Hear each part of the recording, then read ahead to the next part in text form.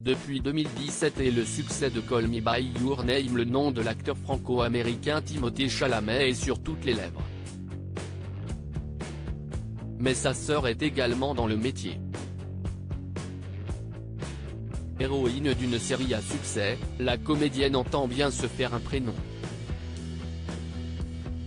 C'est en 2017 que la carrière de Timothée Chalamet s'envole.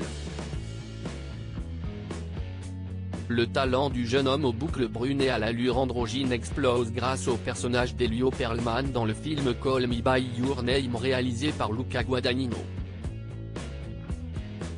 Après avoir enchaîné les rôles mineurs pendant 4 ans, c'est finalement dans ce long métrage, et aux côtés de Armie Hammer, que le talent de l'ex-compagnon de Lily Rose Depp est révélé au grand public.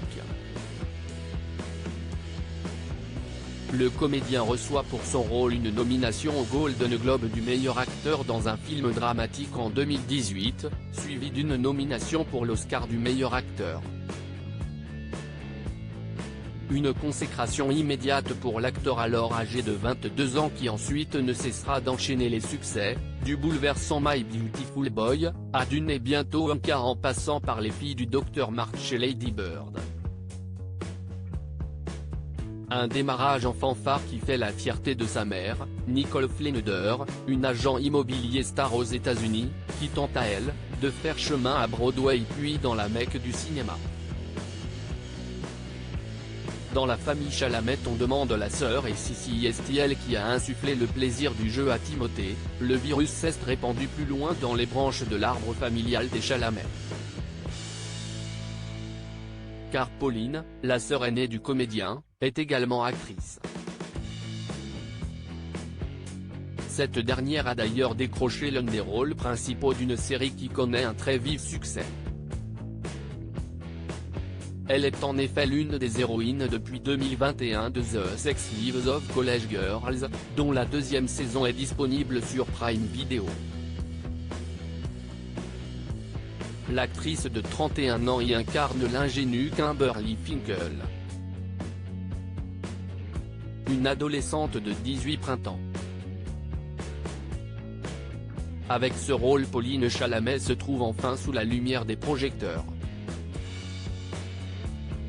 Pourtant, comme son frère, la comédienne a commencé sa carrière, il y a bien longtemps. Sa première apparition date en effet de 1999, dans On ne vit qu'une fois. Depuis, Pauline a exercé ses talents dans des courts-métrages, sur les planches ou dans des séries télévisées. Sa double nationalité et son bilinguisme, lui ont permis d'apparaître indifféremment dans des productions américaines et françaises, ces dernières années. En 2020, elle a tourné au cinéma sous la direction de Judd Apatow dans The King of Staten Island avec Pete Davidson. Elle sera très prochainement dans le film What Doesn't Float de Luca Balzé qui est actuellement en post-production.